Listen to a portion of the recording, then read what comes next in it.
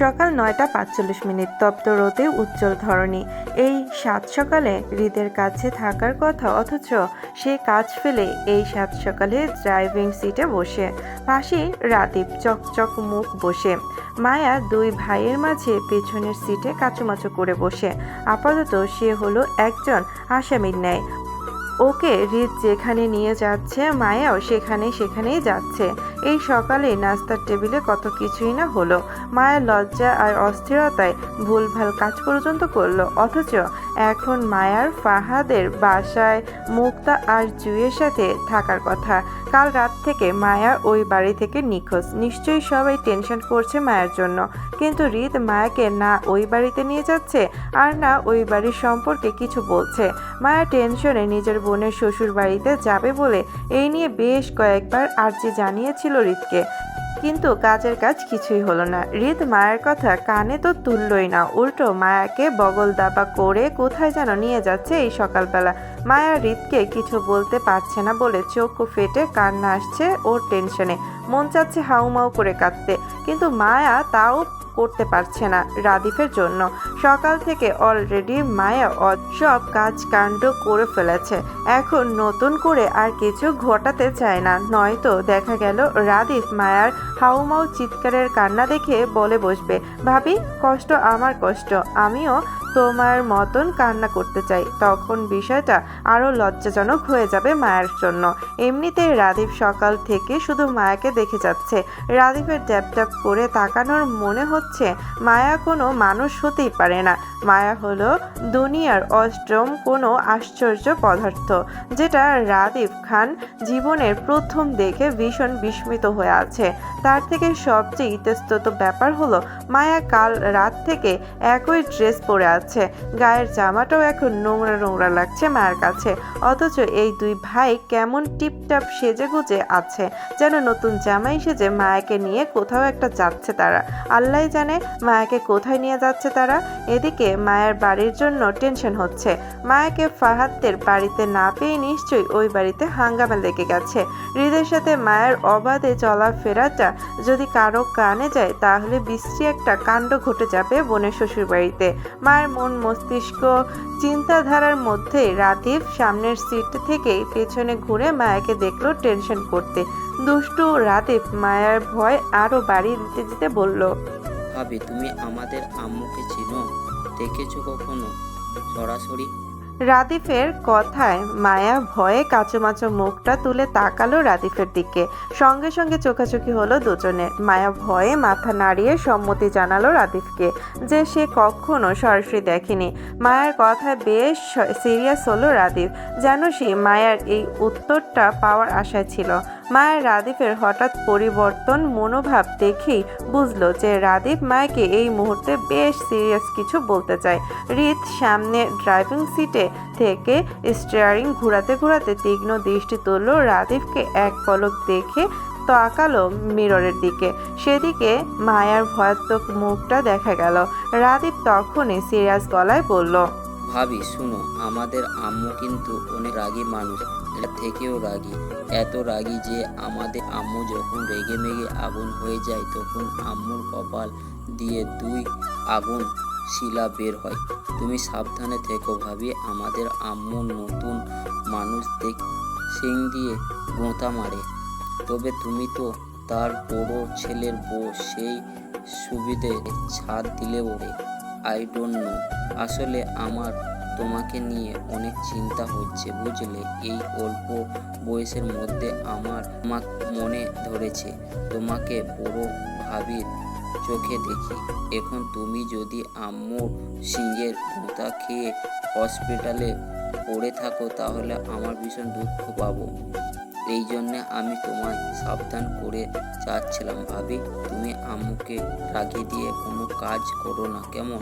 আম্মুর সাথে দেখা হলেই তুমি সোজা আম্মুর পা ধরে শুয়ে পড়বে। আসলে আমাদের আম্মু লম্বা লম্বা সালাম, ছোট ছোট সালাম করলে আম্মু কেমন রেগে যায়। আমি আর রিত ভাই তো আম্মুকে সবসময় লম্বা লম্বা সালাম করিয়ে আছি। তুমি এখন নতুন মানুষ, তাই তুমিও আমাদের মতো লম্বা লম্বা সালাম করবে কেমন? রাদিফের কথায় ভয়ে মায়ার চোখ মুখ অন্ধকারে ছেয়ে গেল।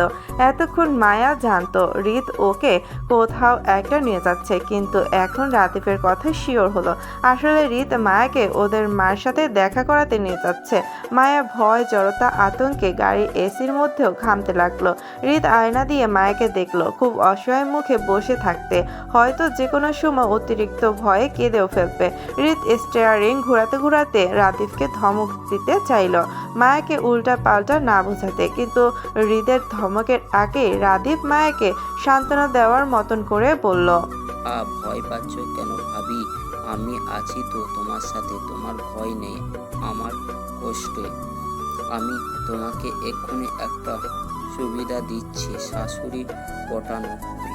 আমার কথা শোনো, তোমার সব ভয় মুক্ত সরে যাবে। দেখো, শ্যাট আপ ইডিয়েট! ভয় পাচ্ছেন ও? হৃদের হঠাৎ ধমকে মায়া ভয়াত্মক মুখে চমকে উঠল। রাদীপ মায়াকে ভয় পেতে দেখে বিরক্ত চোখে ঘাড় ঘুরিয়ে হৃদের দিকে তাকিয়ে বলল, দিলে তো ভাবিকে ভয় পাইয়া ভাই। এমনি ভাবি আম্মু টেনশনে আছে। ওই তুমি ভাবিকে একটু সাহায্য দিবে, তা না করে উল্টো ধমক দিচ্ছ। ভাবি যদি এখন ভয়ে কাঁদে তাহলে দোষটা কার হবে বলো? তুমি জানো না আম্মু কাউকে কাঁদতে দেখলে রেগে যায়। ভাবি তো তোমার জন্য এক্ষুনি আম্মু সিংহে গোতা খাবে ভাই। রাদিফের কথায় হৃদ বিরক্তি চোখে তাকালো। মিরর দিয়ে মায়াকে আবারও এক পলক দেখে ড্রাইভিংয়ে মনোযোগ হলো। রাদিফ হৃদকে চুপ করে যেতে দেখে পুনরায় মায়ের দিকে ফিরল। মায়াকে সান্ত্বনা দেওয়ার নাম করে আরও উল্টাপাল্টা বোঝাতে লাগলো। হৃদ গাড়ি চালাতে চালাতে গম্ভীর মুখে দুজনকেই দেখলো। স্বভাবে রাদিফ হৃদের থেকে সম্পূর্ণ ভিন্ন।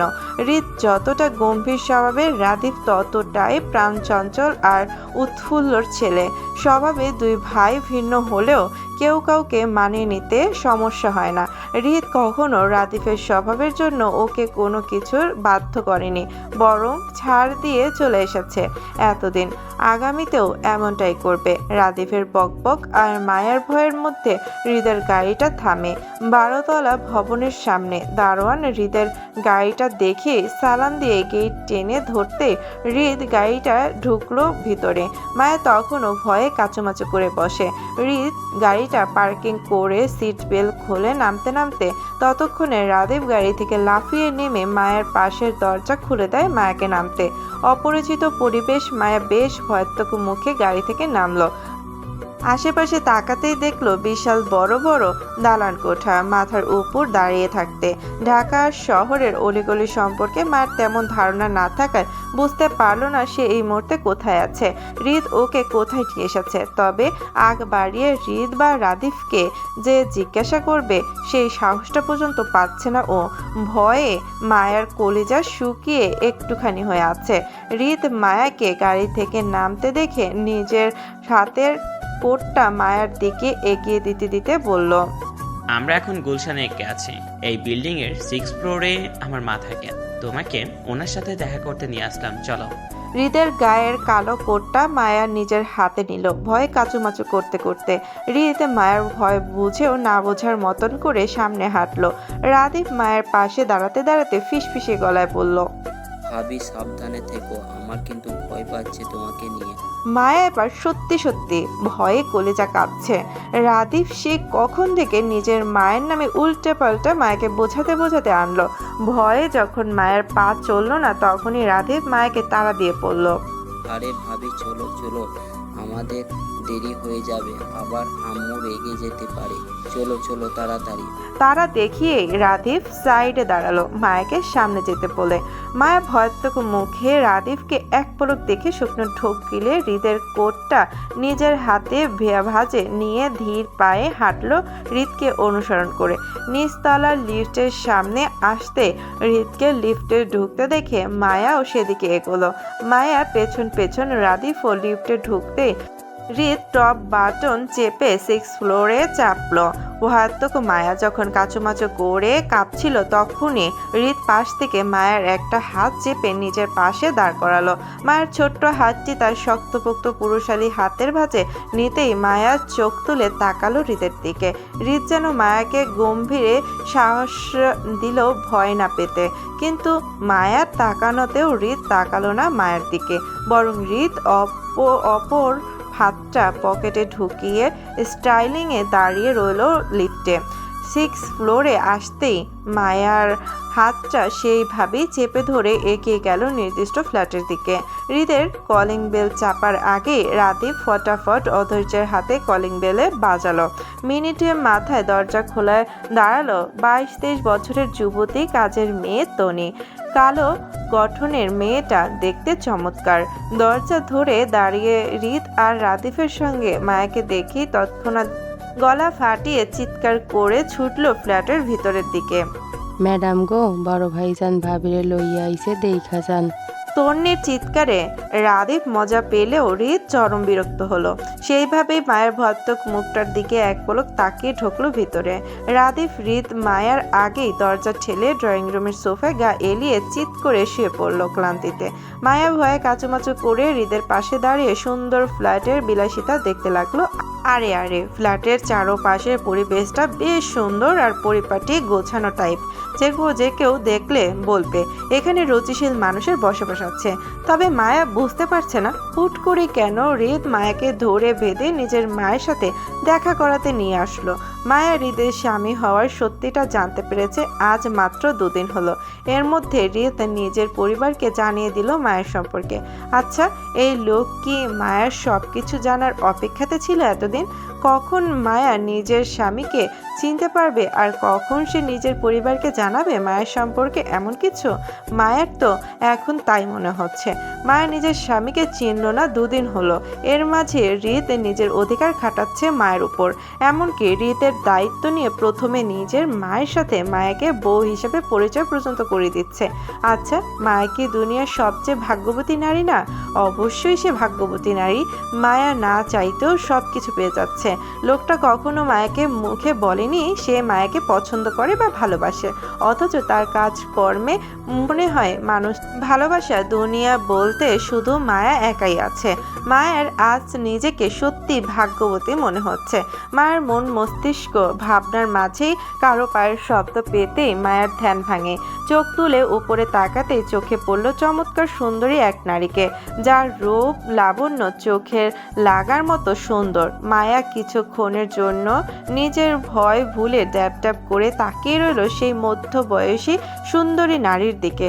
সাদা ধবধবে গায়ে কালো মসলিনের শাড়ি জড়িয়ে, চোখ দুটো হৃদের মতোই তীক্ষ্ণ আর গাঢ় বাদামি।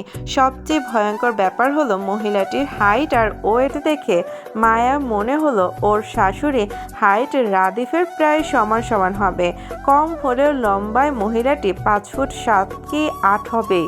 তাছাড়া এই যৌবতী মহিলাকে দেখলে প্রথম দেখায় কেউ বলতে পারবে না এই মহিলার দুটো দামড়া দামড়া ছেলে আছে।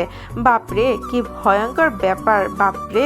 মায়াকে হা হয়ে হৃদের মা মিসেস সুফিয়ার দিকে তাকিয়ে থাকতে দেখে এগিয়ে আসলো সুফিয়া বেগম। গোছানো শাড়ির সাথে বাম হাতে ঘড়ি পরা ওনার, ডান হাতে চিকন একটা ডায়মন্ডের চুড়ি।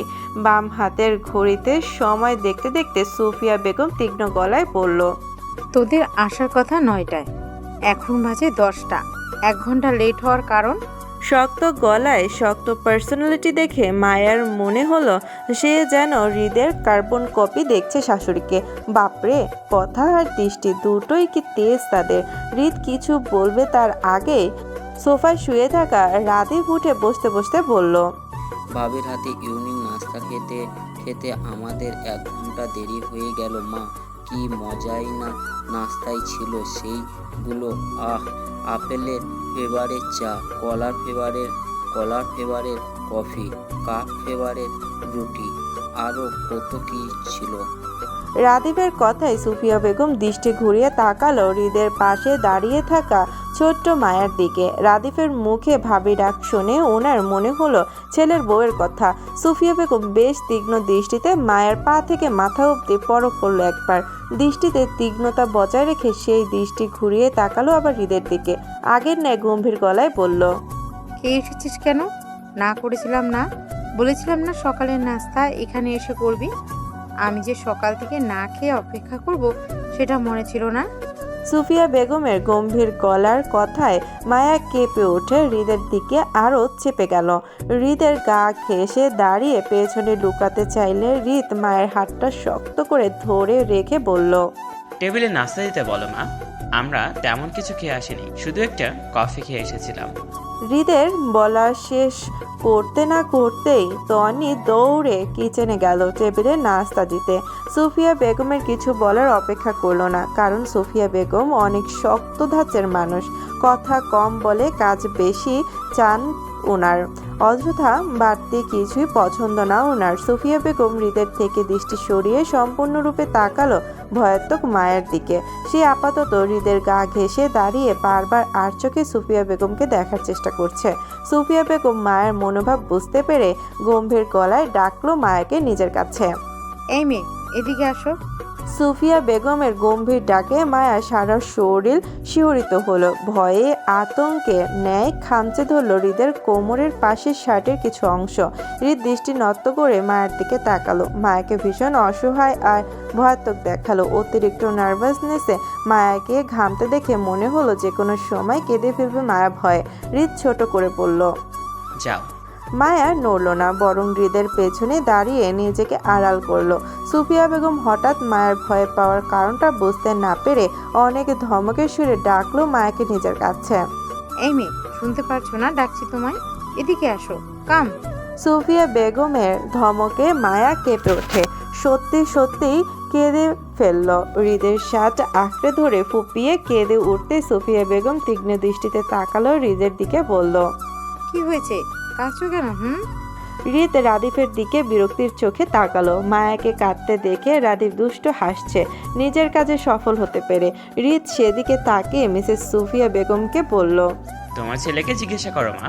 রাফিদ ওকে উল্টাপাল্টা বুঝিয়ে তোমার নামে, সেই জন্য তোমাকে ভয় পাচ্ছে ও।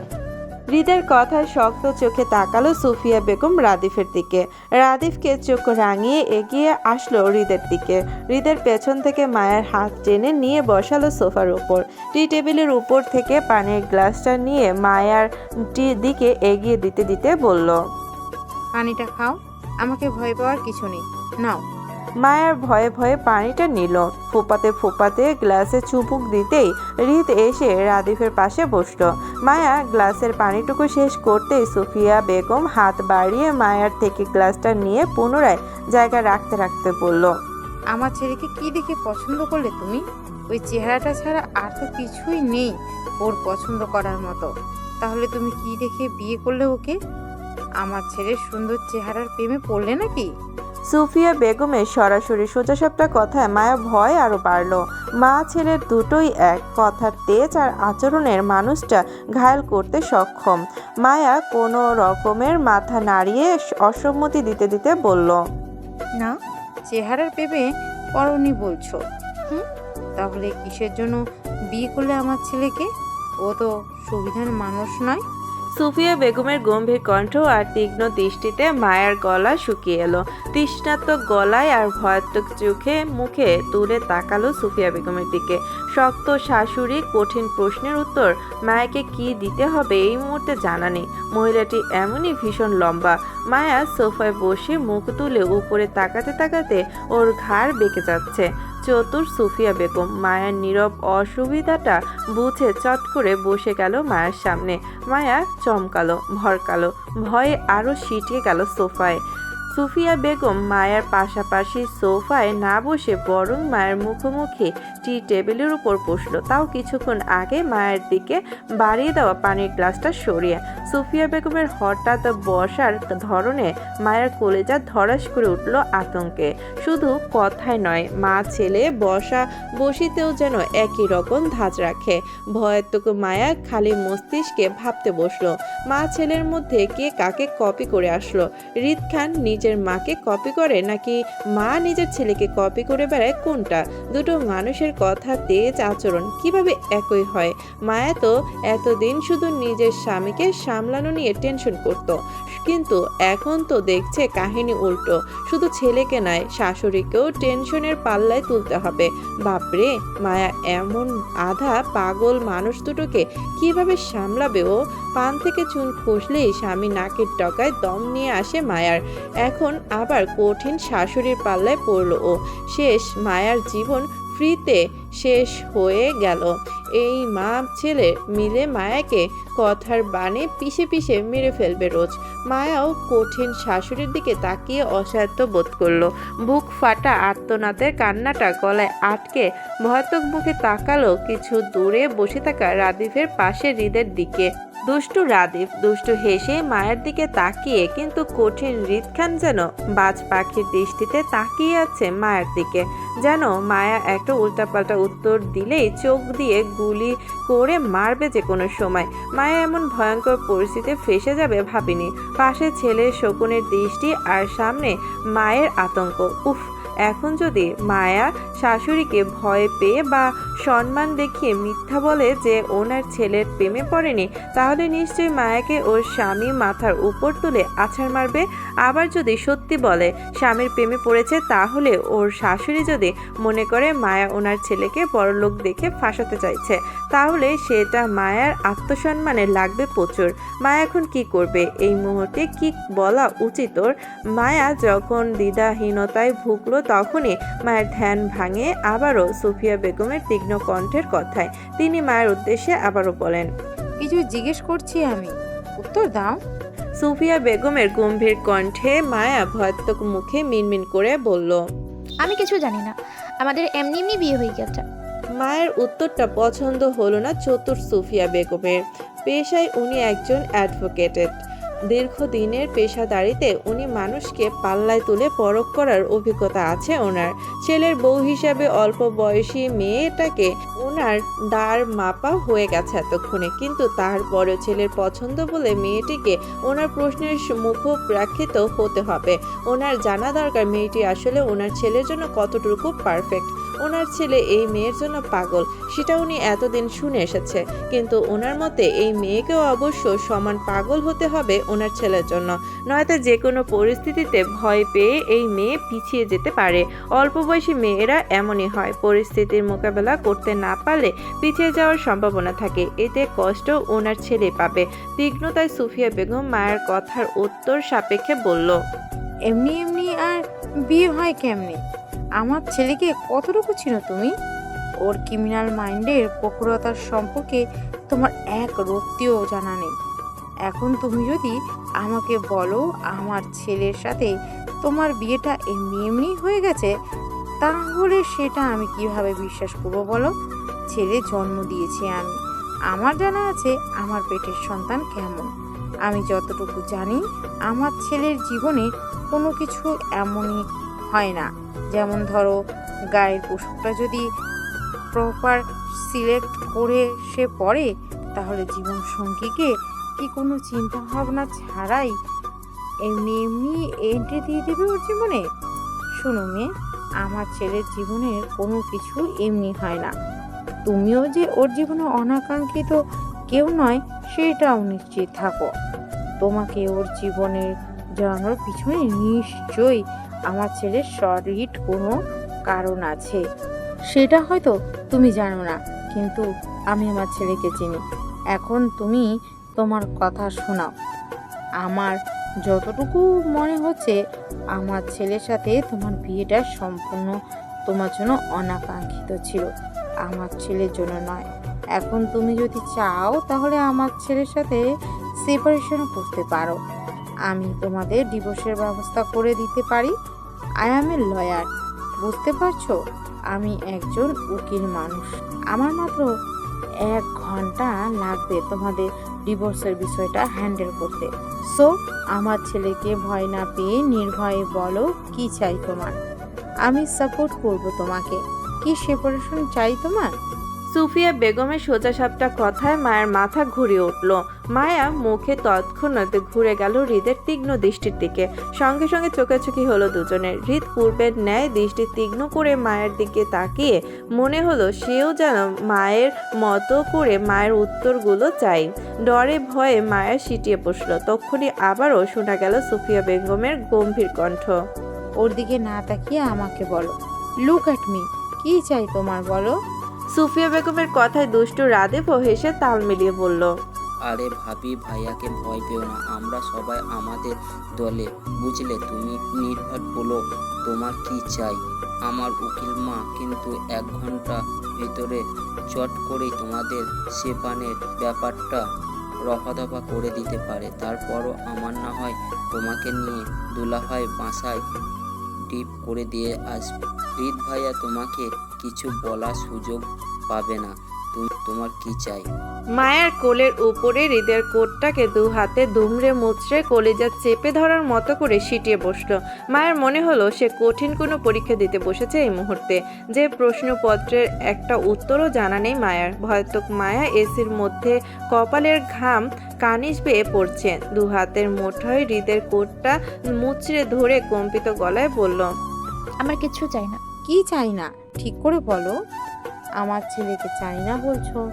সুফিয়া বেগমের কথায় তাল মিলিয়ে মায়া তাড়াহুড়োয় বলল, না না না মানে চাই না?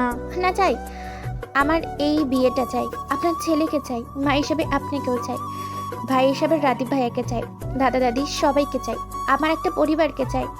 মায়ের কথা শুনে রিজের কঠিন দৃষ্টি নরম হলো, যেন এতক্ষণ দম ধরে বসেছিল মায়া কখন উল্টাপাল্টা উত্তর দিবে আর সে চট করে মায়াকে মাথার উপর তুলে আছাড় মারবে। হৃদ গা এলিয়ে সোফায় বসতেই সুফিয়া বেগম হৃদের নমনীয়তা তীক্ষ্ণ দৃষ্টিতে পরখ করে মায়ের নত মস্তিষ্কের দিকে তাকিয়ে বলল, আর একবার ভাবো, চাইলে সময় নিতে পারো। হৃদকে ভয় পেলে আমাকে আলাদাভাবে বলতে পারো। আমার ছেলের সঙ্গে থাকতে হবে এমন কোনো জোরাজুরি নেই। Choice is your. থাকতে না চাইলে? সুফিয়া বেগমের কথার মাঝে মায়া মিহি গলায় শুধালো, আমার সময় লাগবে না ম্যাম, আমি ওনার সাথে স্বেচ্ছায় থাকতে চাই। মায়ার নিজেকে কেমন নিমজ্জিত মেয়ে মনে হলো। নিজের স্বামী সংসার সে কেমন একা একাই ঠিকঠাক করে ফেলেছে পরিবার ছাড়া। নিশ্চয় মায়াকে ওর শাশুড়ি লোভী মেয়ে ভাবছে, কিন্তু মায়াও বা কী করবে? মায়া তো সত্যি ডিভোর্স চায় না। আমার সত্যি ওর স্বামীকে ভীষণ পছন্দ। মায়া তো এই লোকটার সম্পর্কে না জেনে না চিনেই ভালোবেসেছিল এতদিন। তাহলে এখন কিভাবে বলবে মায়ার ওর স্বামীকে চাই না? আদৌ এটা বলা মায়ের পক্ষে সম্ভব? অবশ্যই না। মায়ের কথায় সুফিয়া বেগম যেন বেশ সুষ্টি হলো। দৃষ্টিতে পরকতা বজায় রেখে আবারও গম্ভীর হৃদের মুখটা দেখলো এক পলক। হৃদ নিজের জীবনসঙ্গী বাছাই করতে ভুল করেনি, ওনার কানে আগে এসেছিল। হৃদ কোথাও একটা জমে আছে। নারী জাতি ও ব্যাপারে হবে সেটা বুঝেও উনি এতদিন চুপ ছিল, কারণ উনি জানেন ওনার ছেলে যা করে সেটা অবশ্যই ভেবে চিন্তেই করেন। মা হিসেবে শুধু উনি অপেক্ষাতে ছিল কবে হৃদ নিজের পছন্দের মানুষটিকে ওনার সামনে হাজির করবে। রাদীপ কাল রাতে হৃদের বিয়ের বিষয়টা ওনাকে জানালেও তিনি আরও আগে থেকে জানতো হৃদ ফাহাদের ছোট শালীকে বিয়ে করে নিয়েছে। সেটা আসিফ নিজেই জানিয়েছিল ওনাকে, হয়তো হৃদ বলেছিল ওনাকে জানিয়ে রাখতে। সেজন্য তিনি এতক্ষণ ছেলের বউকে বাজিয়ে দেখেছিল কতটুকু লয়াল বা সামলাতে পারবে ওনার ঘাট তারা ছেলেকে। মেয়েটার ধৈর্য ভালো, ওনার রকচটা ছেলের জন্য পারফেক্ট। সুফিয়া বেগম উঠে দাঁড়াতে দাঁড়াতে হাতের ঘড়িটার সময় দেখে মায়ের দিকে তাকিয়ে বলল, welcome my home and our life. এসেছো স্বেচ্ছায়, তাই নো ম্যাটার কোনো পরিস্থিতিতে তুমি আছো বা ইন ফিউচার কোন পরিস্থিতিতে পড়তে পারো, যে কোনো পরিস্থিতির জন্য ইউ ক্যান ফাইট, বাট কখনো কোনো পরিস্থিতির জন্য আমার ছেলেকে ছেড়ে যাওয়ার অজুহাত দেওয়া যাবে না, মনে রেখো। আর তোমাদের বিয়েটা যেহেতু হয়ে গেছে, তাই আমার ছেলের সাথে তুমি ঢাকায় শিফট হয়ে যাও। তোমার পরিবারের সাথে আমি কথা বলবো এই নিয়ে। তোমার বয়স কম বা সংসার সামলানোর জন্য তুমি সুইটেবল নয়, এসব অজুহাত দেওয়া যাবে না। বাকি রইল তোমার পড়াশোনার ব্যাপারটা। তাহলে বাংলাদেশের সবচেয়ে বেশি ঢাকায় পড়াশোনা মান ভালো। তাছাড়া আমাদের পরিবারের সবাই হাইলি এডুকেটেড। তোমার পড়াশোনায় আমাদের সাপোর্ট 100% পাবে। বলতে পারো তোমার হাতে ধরে আমরা তোমাকে শিক্ষিত বাড়াবো। এখন বলো, আছে কোনো অসম্মতি? সুফিয়া বেগমের কথায় মায়া কোনো কিছু চিন্তা ভাবনা না করে নত মস্তিষ্কে মাথা নাড়িয়ে সম্মতি দিল, যার অর্থ ওর কোনো অসম্মতি নেই কোনো কিছুতে।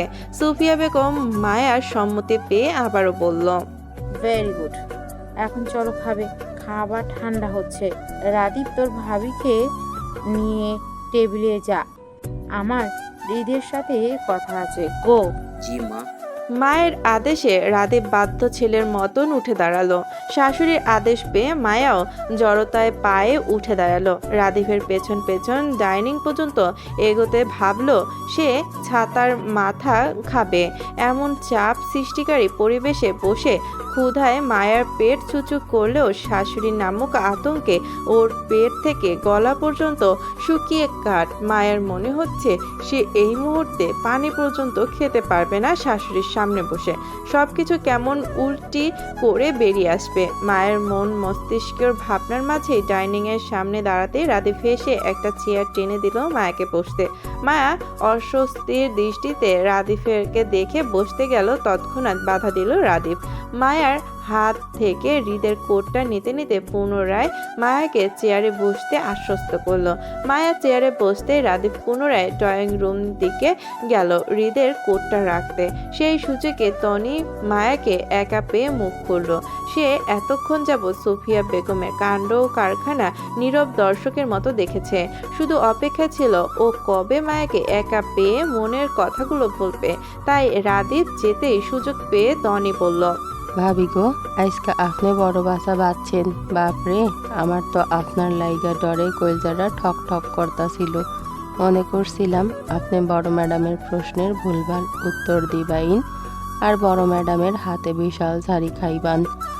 আজকা যদি আপনি বড় ম্যাডামের প্রশ্নে একটাও ভুলভাল উত্তর দিতাইন বা কইতেন আপনি রিদ স্যারের ডিভোর্স দিতে চায়েন, তাহলে দেখতেন হকগলের সুন্দর সুন্দর চেহারার রহস্য। বড় ম্যাডাম মেলা চালাক মানুষ ভাবি। বড় ম্যাডাম আপনারে হ্যার কথার জালে ফাঁসাইয়া আপনার পেট থেকে কথা বাইর করতাছিল। আপনি রিদ ভাইয়ের কতটুকু ভালোবাসুন হ্যাডা জানতে। এইসব ডিভোর্স কিচ্ছু পাইতেন না আপনি। বড় ম্যাডাম কইছে আপনি রিদ ভাইয়ের পছন্দের মানুষ। আপনি এই জীবনেও সার পাইবেন না রিদ ভাইয়ের থেকে লেখালন। রিদ ভাই যে রক্সটা আর বদমেজাজি বেড়া মানুষ, সোজা মুখে তো কথাই কয় না কেউর লগে। আপনি ছোট মানুষ হইয়া কেমনে ফাঁসলেন রিদ ভাইয়ের লগে? রিদ ভাই কি আপনারেও ডর দেখায় রাখে ভাবি? তন্নির কথায় মায়া মাথা নাড়িয়ে অসম্মতি জানালো, যার অর্থ এমন কিছু না। তনি মায়ার অসম্মতিতে সন্তুষ্ট হলো কিনা জানা নেই, তবে অনেকটা আফসোসের সুরেই বলল, ভাবি শুনেন, আপনারে একটা কথা কই। আপনার শ্বশুর বাড়ির মানুষ সবাই রাজনীতির মানুষ বুঝছেন। হ্যাঁ রে, আপনি টক্কর দিয়া কখনো পার পাইবেন না। এর থেকে আপনার জন্য ভালো হইব আপনি যদি রিদ ভাইয়ের কথা শুইনা লক্ষ্মী বইয়ের মতো চলেন। কারণ সংসার আপনি রিদ ভাইয়ের লগেই করবেন ভাবি। আপনার শ্বশুর শাশুড়ি দাদা দাদি সবাই আলাদা আলাদা বাড়িতে থাকে। রাদীপ ভাই থাকে বিদেশে। হ্যাতির কথা বাদ দেন, আপনার শ্বশুর শাশুড়ি মধ্যে কঠিন ক্যাচাল আছে বুঝছেন ভাবি। জামাই বউ মনে হয় আজ 15টা বছর ধইরা এক লগে থাহে না।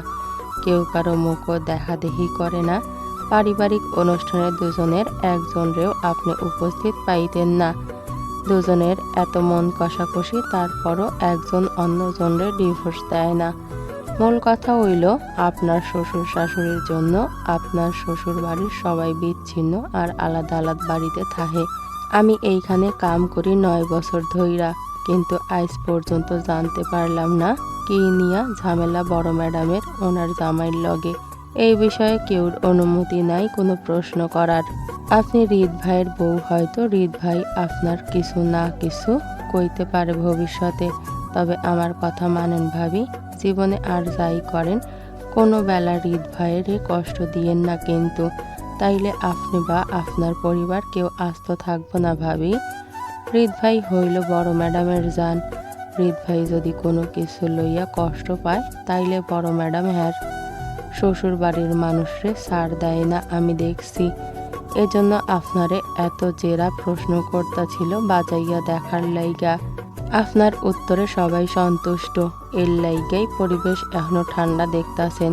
নয়তো একটা ভুলভাল উত্তর করতেন তাইলে দেখতেন এই মুহূর্তে আপনার ওপর দিয়া ঝড় তুফান টর্নেডো সব চইলা যাইতো। আমি তো পারি না এই চাকরিটা চইলা যাইতাম, কিন্তু এত ভালো টাহার চাকরি আমি এই ঢাকা শহরে আর পামো না দেইখা এই লাইগা চাকরিটা আমি ছাড়তে পারি না। সারাদিনে শুধু বড় ম্যাডামের লাইগা 2 বেলা রান্না করতে হয়, সকালের নাস্তা আর রাতের খাওন। দুপুরে ম্যাডাম কোর্টের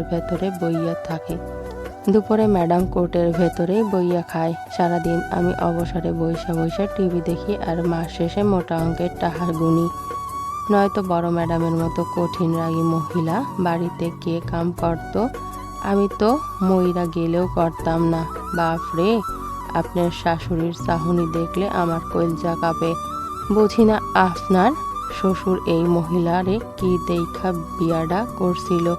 নিশ্চয়ই বড় ম্যাডামের রূপ দেইখা আপনার শ্বশুর পাগল হইছে, নয়তো এমন কঠিন মানুষের আবার কেউ বিয়া করে নাহি।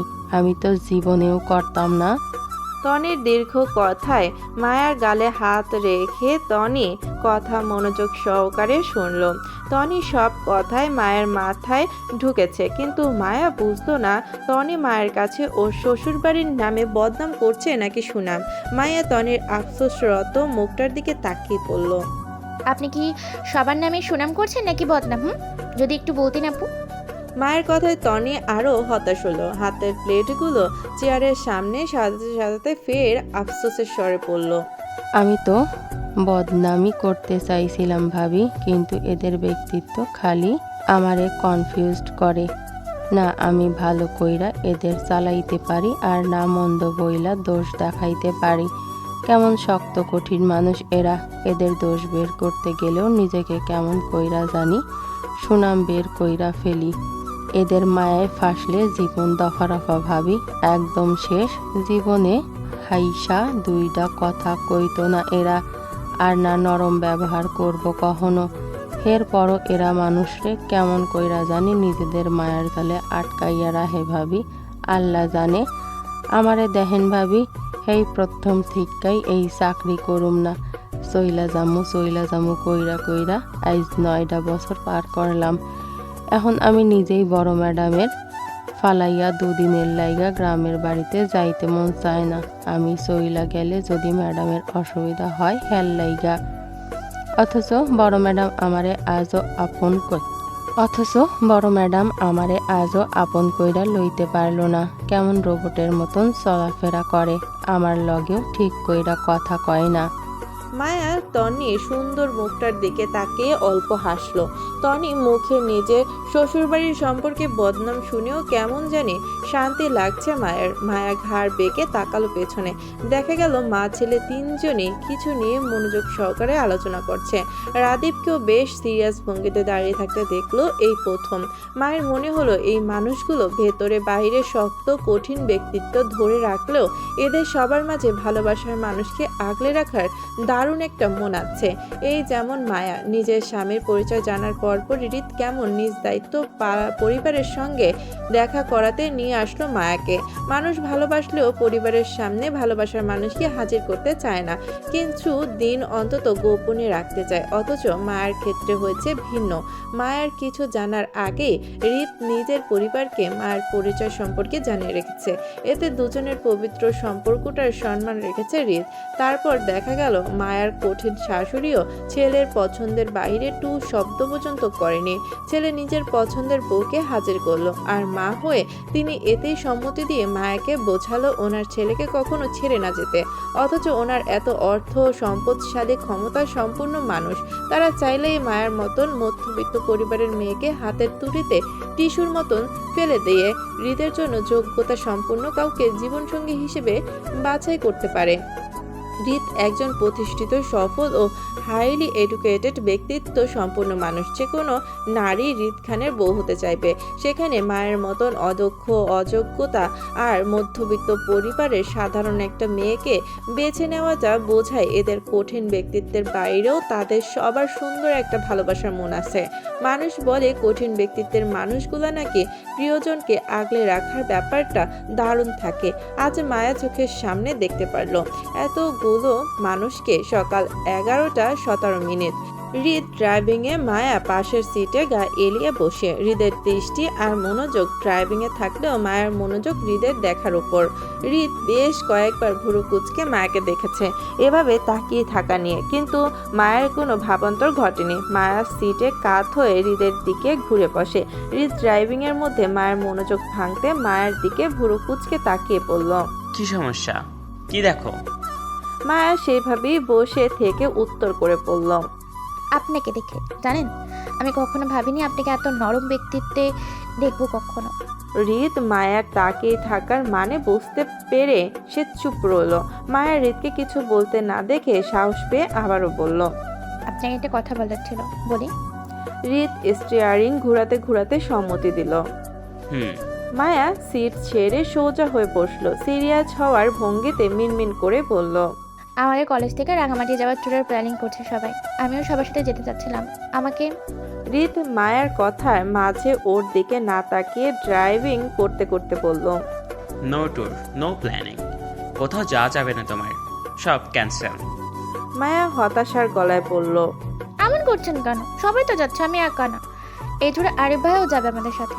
এখন আমি না গেলে ভাইয়া নিশ্চয়ই জিজ্ঞেস করবে কেন যাচ্ছি না। পাকামো করবে না হৃদ, আমার এসব পছন্দ না। আরেকের সাথে আমি কথা বলে নিব। হৃদের মুখে আরিফের নামটা শুনতেই মায়া আতঙ্কিত গলায় তাড়াহুড়ো করে বলে উঠল, আরে না না, আরিফ ভাইয়ের সাথে কথা বলতে হবে না আপনার। সমস্যা একটা ট্যুরের জন্য আরিফ ভাইকে এখনই আমাদের সম্পর্কে বলার দরকার নেই।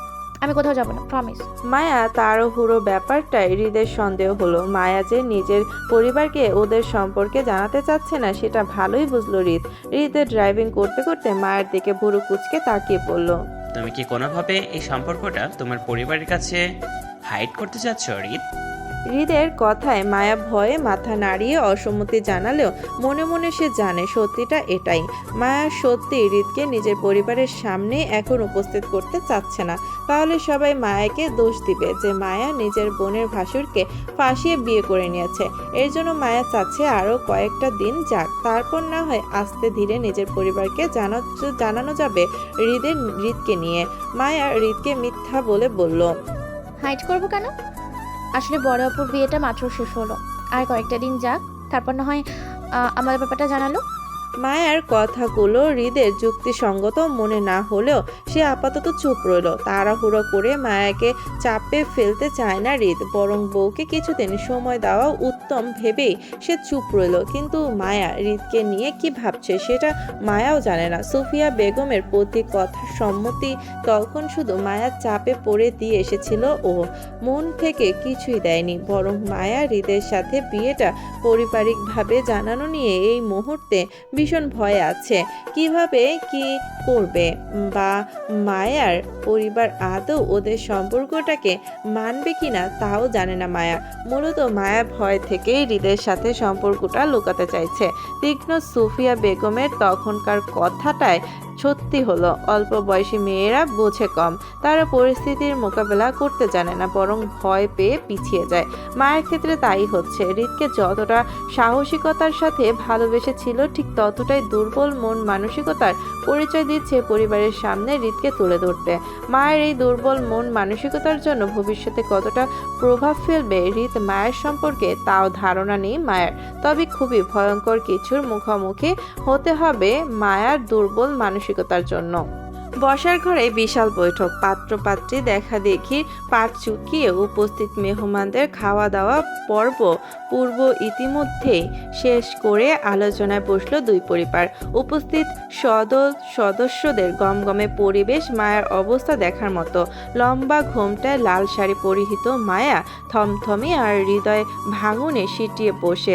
ঘোমটার আড়ালে থেমে থেকে নাক টানার শব্দ আসছে, হয়তো কান্না আটকে রাখার চেষ্টায় নাক টানছে। টানছে, তবে কিছুক্ষণ পরপর হাতের টিস্যুটা চোখে লাগাতেও দেখা যাচ্ছে। মায়াকে ঘিরে বসার ঘরে চেয়ারম্যান পরিবারের সবাই রয়েছে। চেয়ারম্যান সাহেবের 2 ভাই 2 বোন, ওনাদের ছেলে মেয়ে, ছেলের বউ, যা তাদের বাচ্চা কাচ্চা, আবার চেয়ারম্যান সাহেবের নিজের 3 মেয়ে, তাদের জামাতা, নাতি নাতনি, সব মিলিয়ে প্রায় 20-এর ঊর্ধ্বে সদস্য উপস্থিত মায়াকে পাত্রী হিসাবে দেখতে। মুক্তা ফাহাদের বিয়েটা শেষ হয়েছে আজ প্রায় 5 দিন হলো। ফ্রি যাত্রীদের মুক্তা ফাহাদের নিয়ে নিজ বাড়িতে এসে চলে গেল আজ 2 দিন হলো। সে এখন নিজের শ্বশুর বাড়িতেই আছে ফাহাদদের সাথে। আজ মায়াকে দেখতে আসার ব্যাপারটাও হুট করেছিল। মায়ের পরিবার যদিও এর জন্য প্রস্তুত ছিল না, তবে ওনারা জানতো মুক্তার বিয়ের পরপরই মায়ের বিয়ের আলোচনা চলবে চেয়ারম্যান সাহেবের ছেলের সাথে। পূর্ব কথা অনুযায়ী মুক্তা বিয়ের সপ্তাহখানেক পরই মায়ের বিয়েটা পারিবারিকভাবে হবার কথা ছিল। সবকিছু ঠিকঠাকও ছিল, কিন্তু হুট করে নাদিমের স্কলারশিপের কাগজপত্রের কমপ্লিকেশন দেখা দেওয়ায় সে ঢাকা থেকে বাড়িতে আসছে না টেনশনে, বরং দৌড়াদৌড়ি করে কাগজপত্রের ঝামেলা মিটিয়ে নিচ্ছে। সেই জন্য নাদিম মায়াকে দেখতে আজ ওর পরিবারের সাথে উপস্থিত হতে পারেনি, বরং অ্যাম্বাসিতে বসে ভিডিও কলে জয়েন হয়েছে নিজের এঙ্গেজমেন্টের রিং বদলে। এই আলোচনায় যতদিন পর্যন্ত নাদিমের ভিসার প্রসেসিং এর ঝামেলা শেষ না হচ্ছে, ততদিন পর্যন্ত আপাতত মায়া নাদিমের বিয়েটা পিছিয়ে যাবে। নাদিমের কাগজের ঝামেলাটা মিটে গেলেই পারিবারিকভাবে দুজনের বিয়েটা দেওয়া হবে।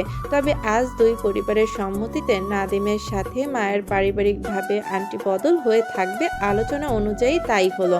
মায়ের বিয়েটা সৌভাগ্যক্রমে পিছিয়ে গেল। নাদিমের বাবা চেয়ারম্যান সাহেব তিনি নিজের হাতে মায়াকে গোল্ডের মধ্যে চকচকে একটা ডায়মন্ডের রিং পরিয়ে দিলেন। মায়ার হাতে রিং পরানোর সময় মায়া কান্না আটকাতে না পেরে ফুপিয়ে কেঁদে উঠল কষ্টে। এতে চেয়ারম্যান সাহেব সহ উপস্থিত সবাই মনে করলো মায়া ছোট্ট মানুষ বলে ইমোশন ভয়ে কান্না করছে। চেয়ারম্যান সাহেব অল্প হেসে মায়াকে আশ্বস্ত করে একটা ভরসার হাত মায়ের মাথায় বুলিয়ে দেয় কান্না না করতে। নাদিমের সপরিবারও মায়াকে আদরে গ্রহণ করে ভরসা দেয় কান্না না করতে। সবার এত আন্তরিকতায় মায়া আরও ফুপিয়ে ওঠে অপরাধ বোধে। মায়া এই বিয়েটা সম্পর্কে কিছুই জানতো না। হুট করে আজ সকালে জানতে পারলো মায়ের বিয়ে, তাও চেয়ারম্যানের ছোট ছেলে নাদিমের সঙ্গে। এটা নাকি আগেই ঠিক করা ছিল নাকি? কই, মায়া তো এই সম্পর্কে বিন্দুমাত্র জানতো না। কিন্তু যখন মায়া এই সম্পর্কে জানতে পারে, তখন ঘোর আপত্তি জানিয়েছিল এই বিয়েটা করবে না বলে। কিন্তু কেউ মায়ের কথা বিশেষ একটা গুরুত্ব বা পাত্তা দেয়নি, কারণ বিয়েটা পূর্ব থেকে ঠিক করা ছিল বলে। তাছাড়া মায়ের কথা গুরুত্ব দেওয়ার মতো কেউ মায়াকে তেমন সিরিয়াসও নেয়নি। মোট কথা মায়ের পরিস্থিতির এমন একটা ফ্যাসাদে পড়েছে যে এই মুহূর্তে নিজের পরিবার বা হৃদকে বলতে পারছে না একে অপরের সম্পর্কের কথা। মায়া বিবাহিত, সেটা কখনোই মায়া নিজের পরিবারকে বলতে পারবে না। তার কারণ মায়া বড় বোন মুক্তার বিয়েটা মাত্রই হলো ওই বাড়ির ছেলের সাথে। এখন যদি মায়া নিজের বিয়ের বিষয়টা জানাজানি করে, তাহলে মুক্তার শ্বশুর বাড়িতে মায়াকে নিয়ে অশান্তি হতে পারে। এমনি সেদিন মায়াকে হৃদ ফাহাদের বাসায় ড্রপ করার সময় সেটা ওই বাড়ির কেউই সেটা ভালো চোখে দেখেনি। এই বিষয়টা মায়া বেশ বুঝতে পেরেছিল ফাহাদের মার মনোভাবে। যদিও আসিফ সবাইকে আগেই বলে রেখেছিল হৃদের মা সুফিয়া বেগম মায়াকে দেখতে চেয়েছিল। সেই জন্যই আসিফ মায়াকে পরদিন সকালে সবার ঘুম থেকে ওঠার আগে নিয়ে গিয়েছিল সুফিয়া বেগমের সাথে দেখা করাতে। কিন্তু তারপরে ওই পরিবারের অনেকেই মায়ের উপর অসন্তুষ্ট ছিল মায়ের হৃদের সঙ্গে গাড়ি করে ফিরতে দেখে। জোর মুখে অনেক প্রশ্নও তুলেছিল, হৃদের মা সুফিয়া বেগমের মতন শক্ত মানুষ কেন মায়াকে দেখতে চাইবে? এর কি কারণ হতে পারে?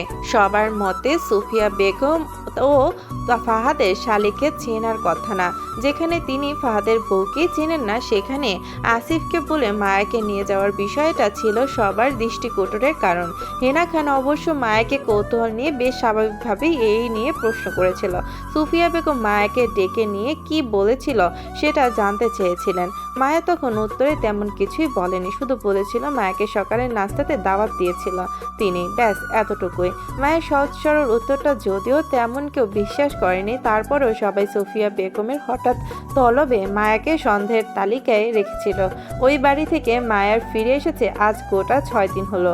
এখন যদি মায়া কোনোভাবে হৃদের সাথে মায়ের বিয়ের কথাটা কোনোভাবে প্রকাশ করে তাহলে এই মুহূর্তে তাণ্ডবে ঝড় বয়ে যাবে মায়ের উপর দিয়ে। আবার এই বিয়েটা নিয়ে যদি মায়া এখন হৃদকেও কিছু বলতে যায় তাহলে একই তাণ্ডবের ঝড় দ্বিগুণ হবে মায়ের উপর। মায়া পরিবারের কিছুই দয়া মায়া দেখালো হৃদ নিশ্চয়ই মায়াকে আস্ত রাখবে না। কেন সে সেজেগুজে অন্যের নামে রিং করলো তার বউ হয়ে? মায়া অনেক রিকোয়েস্ট করে হৃদের থেকে সময় চেয়েছিল নিজের জন্য। এখন সেই হৃদের অগোচরে মায়া অন্যের পাত্রী হয়ে আন্টি পর্যন্ত পড়ে নিয়েছে। এটা শুনলে অবশ্যই মায়াকে আস্ত রাখার কথা নয়।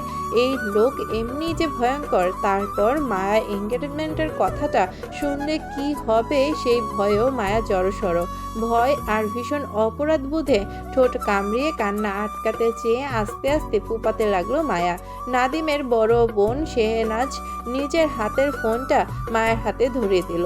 ভিডিও কলে নাদিমকে দেখা যাচ্ছে ক্লান্তিতে বসে, গলার টাইটা ঢিলে করে ফোনের দিকে তাকে। নাদিম দেখতে সুন্দর পুরুষ বটে, পাত্র হিসেবে চমৎকার, খারাপ নয়। তবে মায়ার দিকটা ভিন্ন, সে বিবাহিত।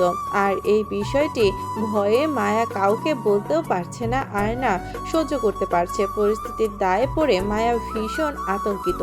কোলের উপর মায়ার কম্পনরত দু হাতের ভাঁজে নাদিমের ফোনটি চেপে, অতি কষ্টে চেপে মায়ার ফোনের স্ক্রিনের দিকে তাকাচ্ছে না পর্যন্ত, শুধু মাথা নিচু করে ধীরে ফুপাচ্ছে। নাদিম মায়ার কান্না মিশ্রিত মুখটা দেখে সুন্দর হাসলো। তার এই ক্লান্তির মুখের হাসিটা বলে দিচ্ছে তার প্রাপ্তির সুখ কতটা। নাদিম হাতের ফাইলটা পাশের চেয়ারে রেখে মায়ার মুখটার দিকে তাকিয়ে বাম হাতে নিজের চুলগুলো পেছনে ঠেলে দিতে দিতে বলল, কি বিরাট ঋতু, আমার মনে হয় তোমার একটু পানি খাওয়া উচিত। মায়া নাদিমের কথা অনাগ্রহ করে সেইখানেই মাথা নিচু করে বসে রইল, চোখে জল কিন্তু মুখে কোনো শব্দ নেই। নাদিম মায়ার কান্নায় মনোযোগী হতে হতে আবেগ ঠেলে সাজানো কথায় বলল, তোমার কান্নাটা ব্যাখ্যা করছে ঋতু, আমার প্রতি সুখ কতটা। আমার অনেক বছরের নিশ্চুপ অপেক্ষার ফল তুমি। তোমাকে এত সহজে পেয়ে যাব ভাবিনি। দুঃখের শেষ কান্নাটা করে নাও ঋতু, এরপর থেকে তোমার সুখের দায়িত্ব আমার, প্রিয়। নাদিমের ভালোবাসা আবেগময় কথায় মায়ের অপরাধ বোধ আরও বাড়িয়ে দিল। সহ্য করতে না তখনই ফুপিয়ে কেঁদে উঠল। নাদিমকে ভিডিও কলে দেখা গেল সেই এক দৃষ্টিতে মায়ের কান্না মিশ্রিত মুখটার দিকে তাকিয়ে থাকতে।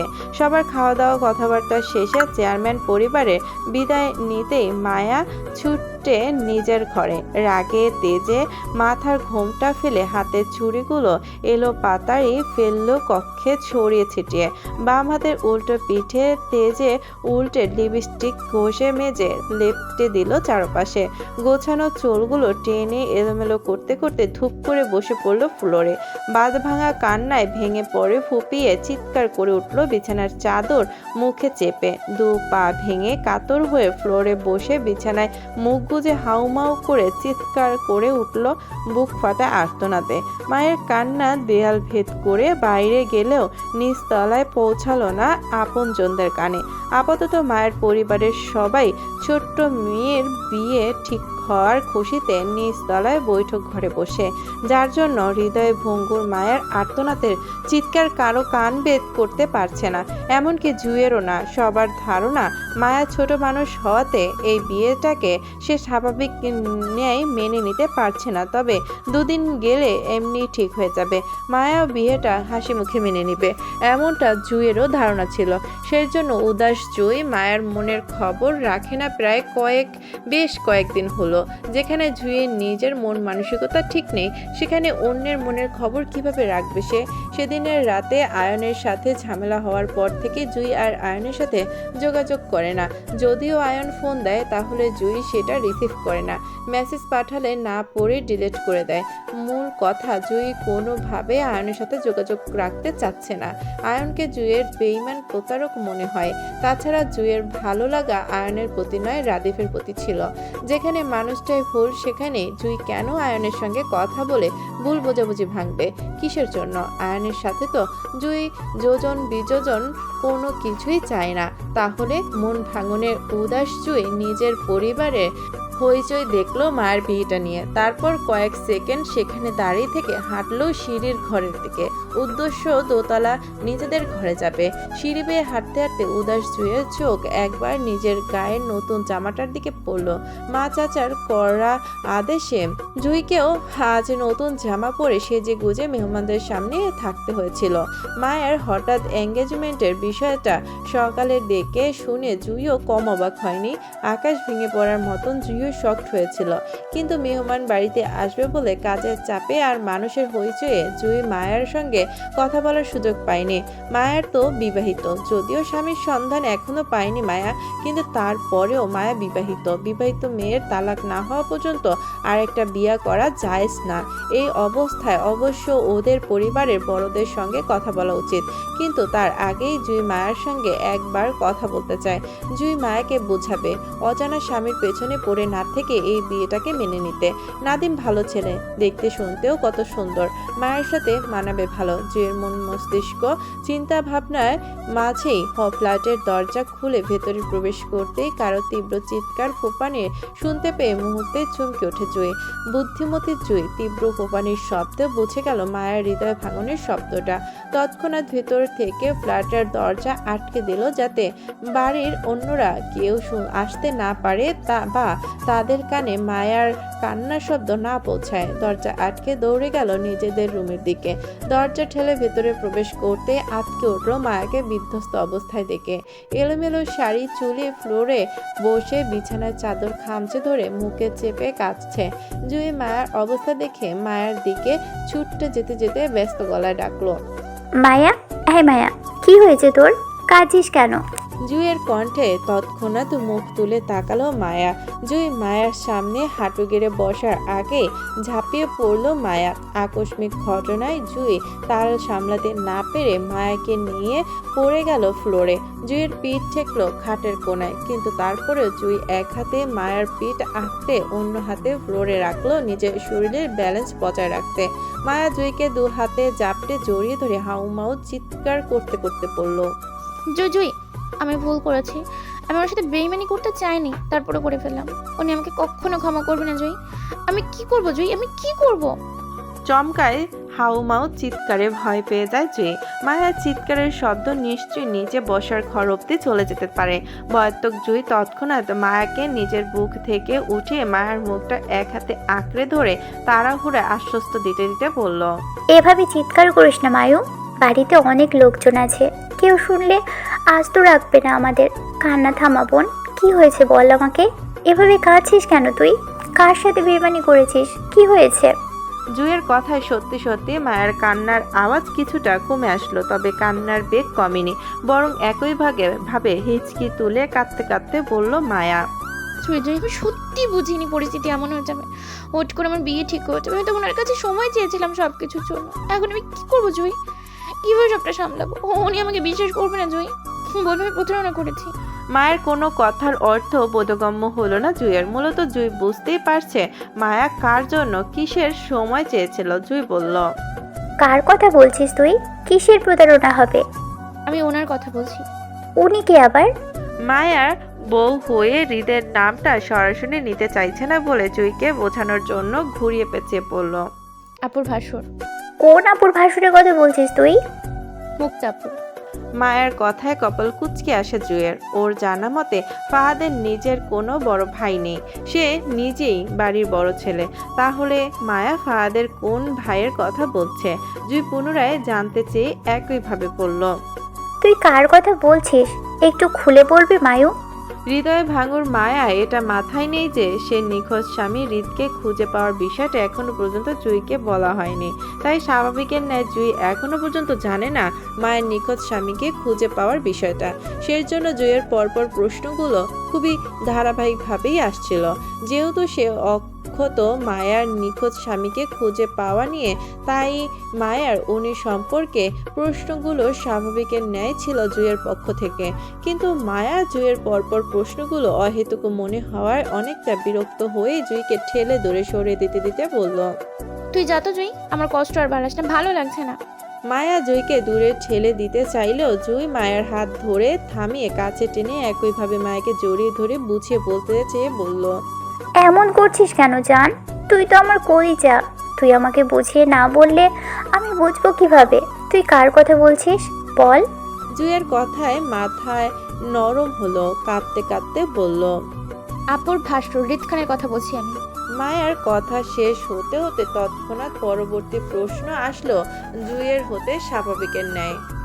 আপুর ভাসুর হৃদ খানের সাথে তোর কি সম্পর্ক বোন? তুই ওনার কথা কেন বলছিস? কি করেছে উনি? আবারও বাজে ব্যবহার করেছে তোর সাথে, এজন্য কাঁদছিস? জুইয়ের পরপর প্রশ্নে মায়ের মনে পড়ল মায়া ওর নিখোঁজ স্বামীকে খুঁজে পাওয়ার বিষয়টা এখনো জুইকে জানানো হয়নি। এদিকে মায়া মন ভালো নেই, কত ঝড়ঝাপটা যাচ্ছে ওর উপর দিয়ে। এই পরিস্থিতিতে মায়ের মোটেও ইচ্ছা করছে না জুইকে সবকিছু খুলে বলতে, কিন্তু এই মুহূর্তে জুইকে কিছু না বললে মায়ার সমাধান পাবে না। সেই জন্যই মায়া হৃদকে খুঁজে পাওয়ার বিষয়টা সংক্ষিপ্তে জানিয়ে পড়ল। আমার যার সাথে বিয়ে হয়েছিল সে হৃদ খান ছিল জুই, মানে আমার নিখোঁজ স্বামী ওই লোকটা হৃদ খান ছিল। মায়ের কথায় আকাশ সমান শক্ট হলো জুই। ওতে শক্টে বোবা বনে জুই মায়ের দিকে ফ্যাল করে তাকিয়ে রইল কয়েক পলক। জুইয়ের মস্তিষ্ক মায়ের কথাটা টনক নড়তেই জুই শঙ্কিত গলায় মায়াকে শুধিয়ে আবারও জানতে চেয়ে পড়ল। মানে কে তোর স্বামী? হৃদ খান। আতঙ্কিত জুই হতবম্ব হয়ে তাড়াহুড়োয় মায়াকে পুনরায় শুধিয়ে জানতে চাইল। হৃদ খান মানে খানবাড়ির বড় ছেলে হৃদ খান? ফাহাদ জিজুর কাজিন বড় ভাই হৃদ খানের কথা বলছিস তুই? জুইয়ের হতভম্ব মুখটার দিকে তাকিয়ে মায়া মাথা কাত করে সম্মতি দিল, যার অর্থ হ্যাঁ। এই হৃদ খানি মায়ার সম্মতি পেতেই জুই তবদা খেয়ে বসল। এই লোকের সাথে তোর বিয়ে হয়েছিল জান? মায়া আবারও ঘাড় কাত করে সম্মতি দেয় জুইকে। জুই একই ভঙ্গিতে আবারও বলল, জান তুই জানলি কিভাবে হৃদ খান তোর নিখোঁজ স্বামী হয়?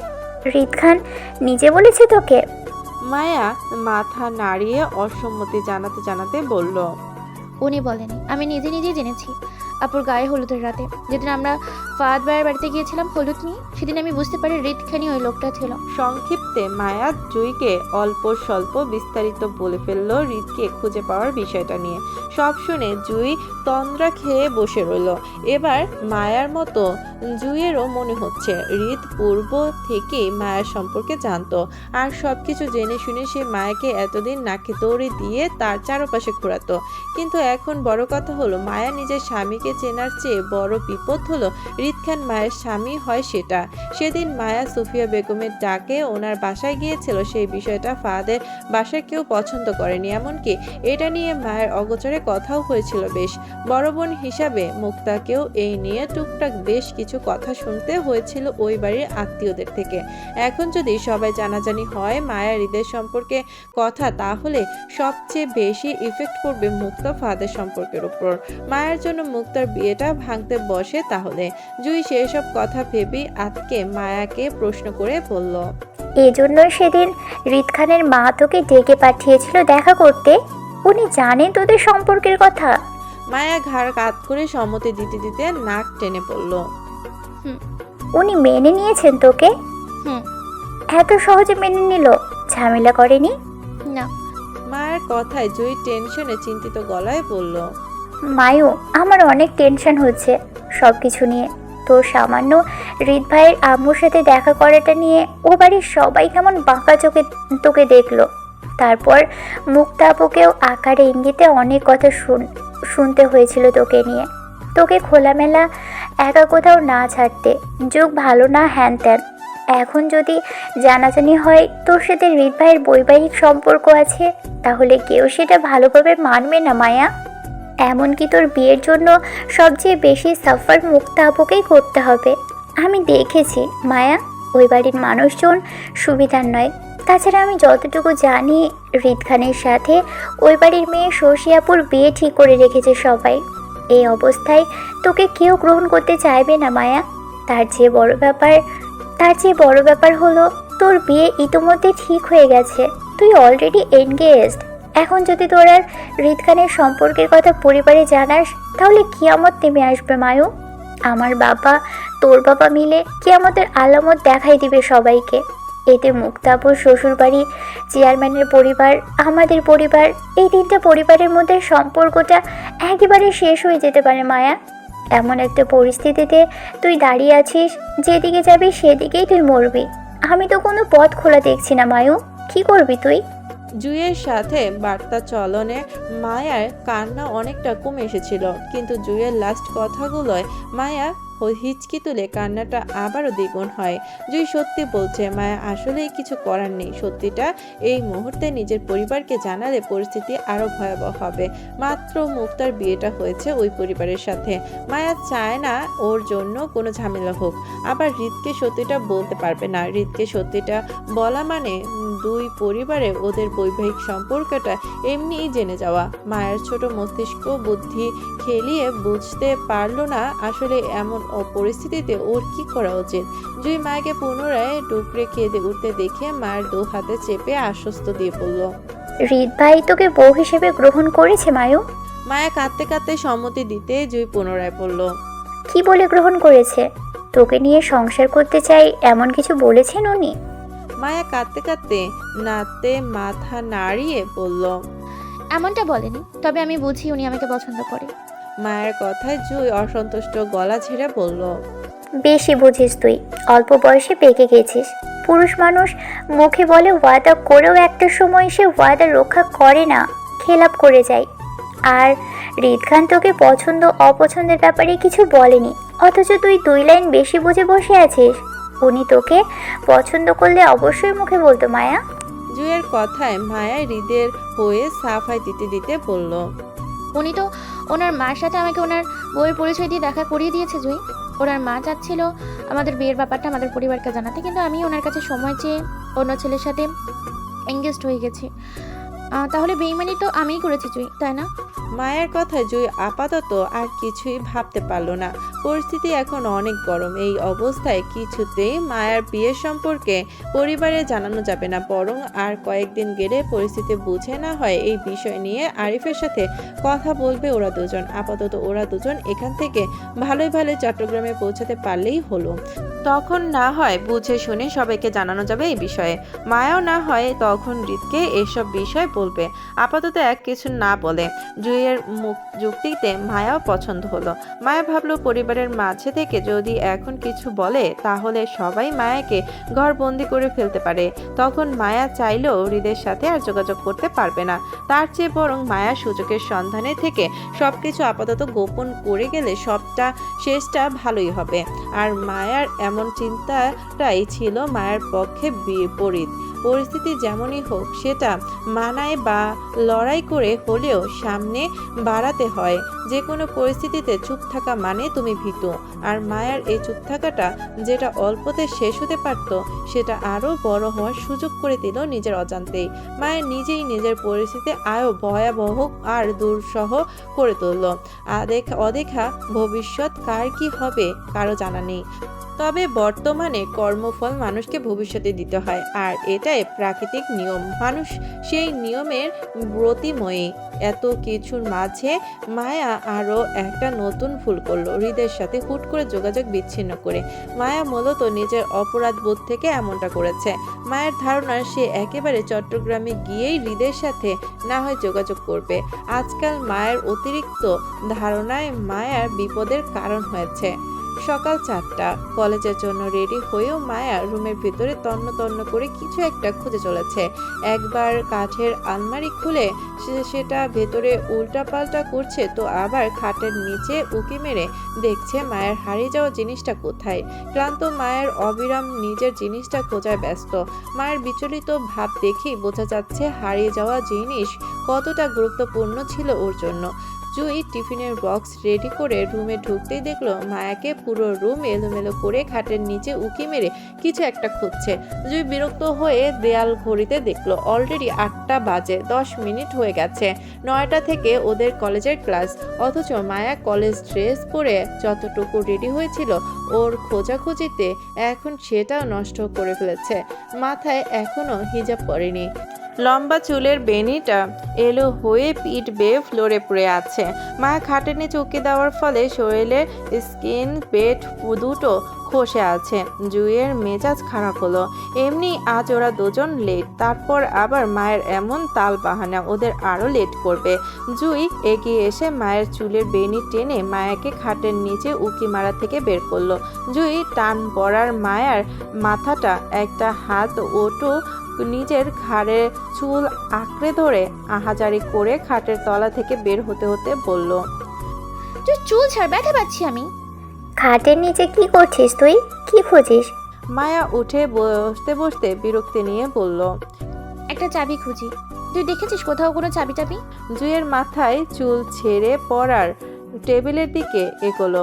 মায়ার ব্যাগে প্রয়োজনীয় বই খাতা নিতে নিতে বলল, দেখেছি, কিন্তু তোর কিসের চাবি দরকার সেটা বল। জুইয়ের কথায় মায়া এক লাফে উঠে দাঁড়ালো। গায়ের সাদা কলেজ ড্রেসটা ঝাড়তে ঝাড়তে জুইয়ের দিকে এগিয়ে যেতে যেতে খুশি মনে পড়ল। একটা ফ্লাইটের চাবি দরকার আমার। বল না কোথায় দেখেছিস? চুরির বক্সের ভিতর চেক করে দেখ, ওইটা কি না। জুইয়ের কথায় মায়া এক দৌড়ে ড্রেসিং টেবিলের উপর থেকে চুরির বক্সটা খুলে নিজের নিখোঁজ চাবিটার খোঁজ করলো। অল্প সময় পেয়েও গেল হৃদের ফ্ল্যাটের চাবিটা। সেদিন হৃদ দিয়েছিল মায়াকে। এই চাবিটা দেওয়ার সময় হৃদ মায়াকে বলেছিল এই চাবিটার গুরুত্ব বা দেওয়ার কারণ মায়া একদিন বুঝবে। সত্যি মায়া আজ বুঝতে পেরেছে হৃদ কেন সেদিন মায়াকে নিজের বাসার এই চাবিটা দিয়েছিল। মায়া সেদিন এই চাবিটা অবহেলা অযত্ন করে ফেলে দিয়েছিল, গুরুত্ব দেয়নি, কিন্তু জুই সেটা যত্ন করে সামলিয়ে রাখতেই আজ মায়া অল্পতে ওর মূল্যবান জিনিসটা খুঁজে পেয়ে গেল। চাবিটা হাতে নিয়ে মায়াকে খুশিতে চকচক করতে দেখে জুই সেদিকে তাকিয়ে মায়ের ব্যাগের চেনটা লাগাতে লাগাতে বলল, কিসের চাবি এটা? ওনার ফ্লাইটের চাবি আমাকে গিফট করেছিল অনেক আগে। আমি তখন এর মানে বুঝিনি, এখন ফেলে দিয়েছিলাম। তাহলে আজ খোঁজ করছিস কেন? আমাকে দেওয়া প্রথম ওনার উপহার যত্ন করে রাখবো না আমি আজও? মায়ের খুশি মুখটার দিকে তাকিয়ে জুই বলল, মায়া, তোর মনে হয় এখন হৃদ ভাইয়ের সাথে কথা বলা উচিত? আমরা তো চট্টগ্রামে এসেছি আজ 1 সপ্তাহ হলো। জুইয়ের কথায় মায়ার মন খারাপ হলো। তীব্র অপরাধ বোধ, কিভাবে হৃদকে সত্যি বলবে জানা নেই মায়ের। তার উপর আজ থেকে 15 দিন ধরে হৃদের সাথে মায়ের কথা হয় না।